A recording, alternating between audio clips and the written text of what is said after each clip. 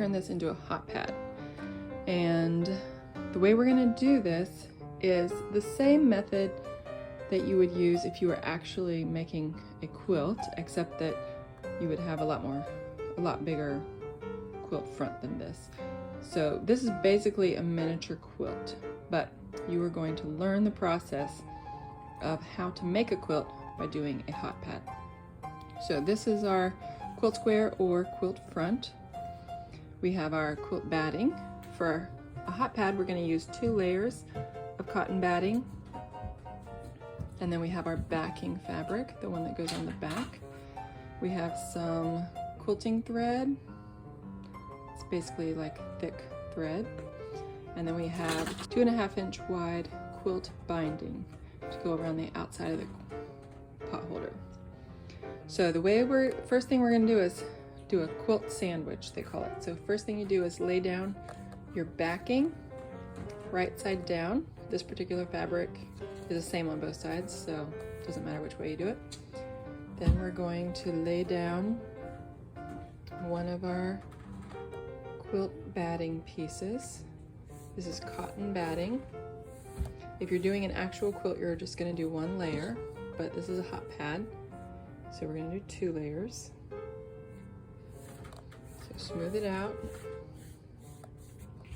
and then we'll put our quilt square or quilt front on top.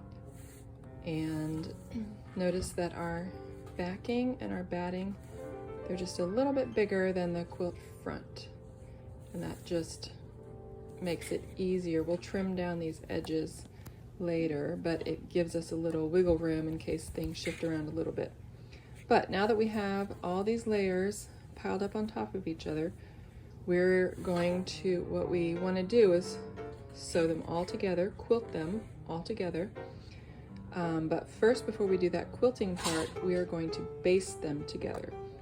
Gonna get regular needle and thread,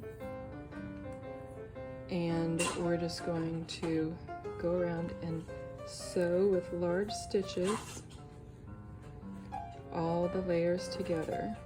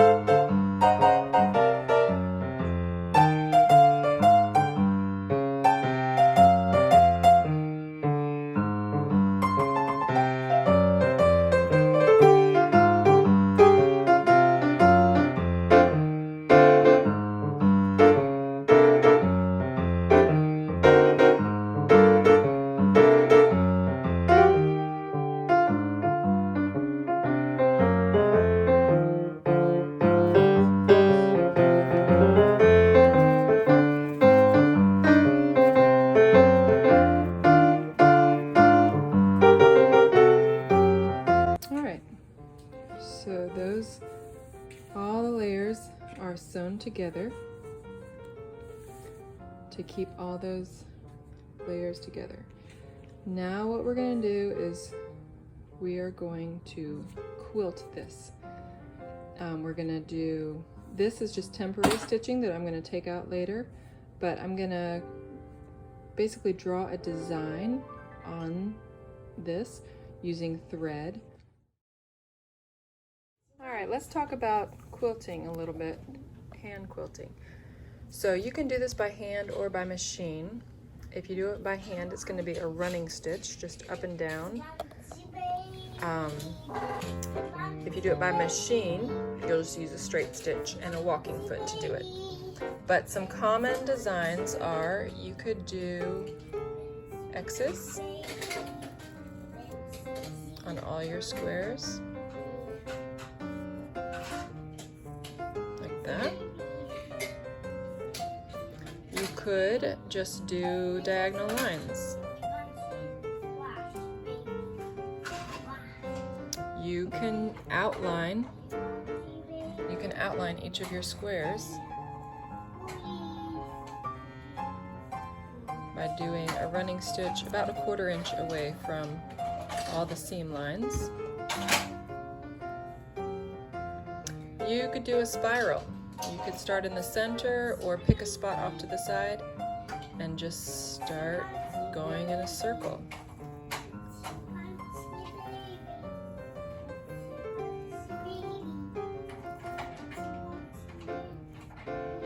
Like that. You could do wavy lines.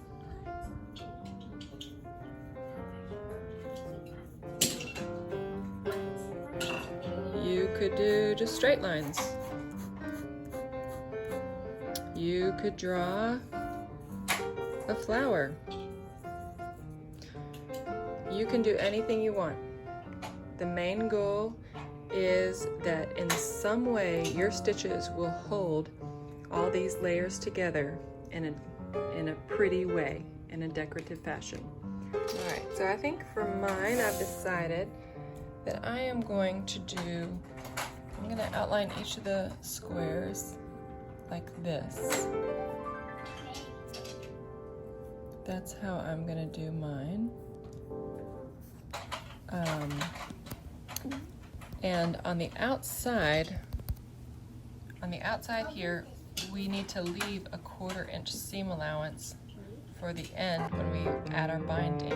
So I'm gonna actually have to sew in a 1/2 inch from this raw edge. So in 1/2 inch here, beside the raw edge, but beside the seam line, I'm just gonna keep it at a 1/4 inch right there. So I am gonna mark in with my chalk where the 1/2 inch line is so that I know where that is around the outside, and then I'll just eyeball the 1/4 inch line all the way around. Okay?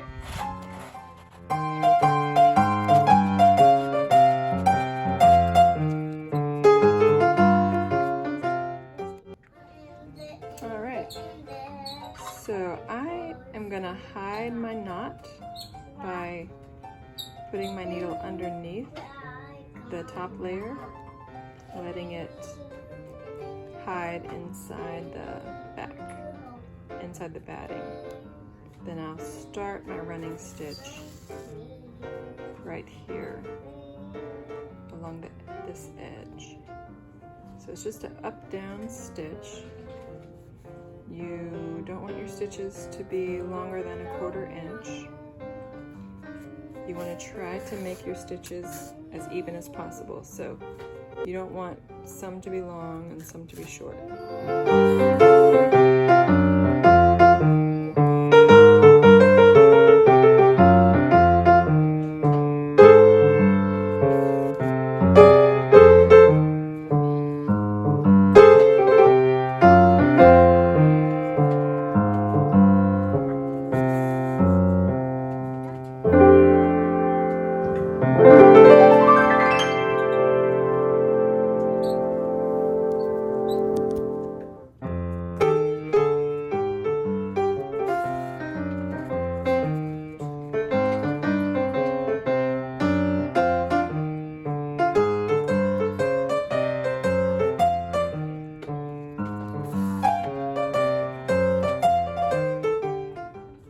To end, I want to hide my knot, so I am just going to bring my needle back into my batting and tie my knot down here.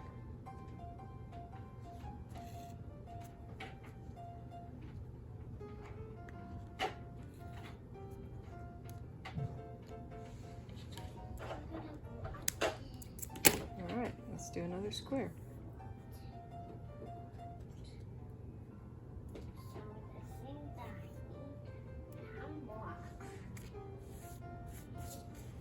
Alright, I'm going to do a square in the middle this time. I'm going to show you how to hide your knot tails when you're in the middle of the quilt square.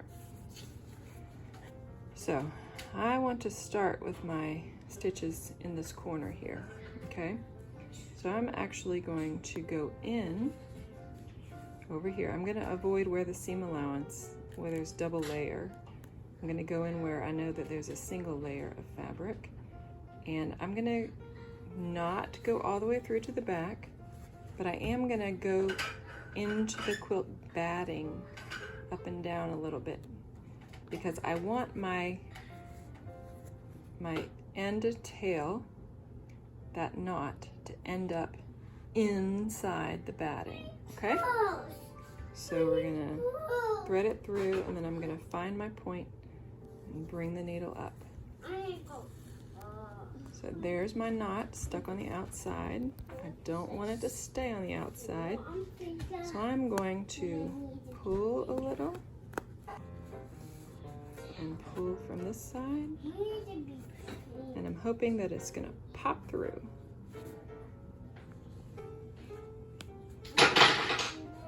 My knot went through. My tails are still up. So what I can do to hide those is I can put my needle inside and then do a sweeping motion right there to pull those inside and hide my hole. Okay, so now nobody can see my knot or my tails. That's the way I like it.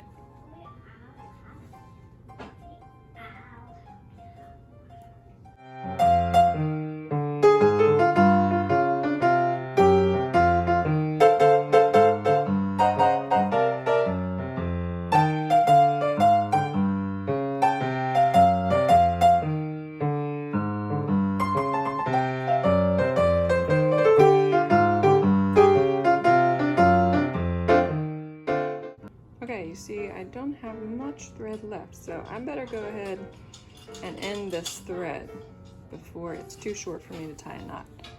So to do that, I am going on the top. I do want one more stitch to go across before my knot comes through. So I am gonna go down into the middle, not all the way to the back. I'm gonna go down to the middle, and just like before, I'm going to go in, make the tip of my needle go into the batting a little bit. Then I'm gonna put my needle out somewhere in the wrong place. I have my stitch looking nice. I'm gonna put my knot over here. I'm gonna pull up just a little bit, make my knot here, and then I can pull the fabric back to pull that knot inside, okay? You don't want to pull so much that this is gathered up. You don't want to do that. So you do have to be careful you don't pull too much, but you do want to pull up a little bit. Make your knot. Maybe my thread tail is a little too short. We'll see. Got it? No. All right. So there's my knot on the outside. Don't want it on the outside. I'm gonna pull it to the inside. There we go. And trim this off.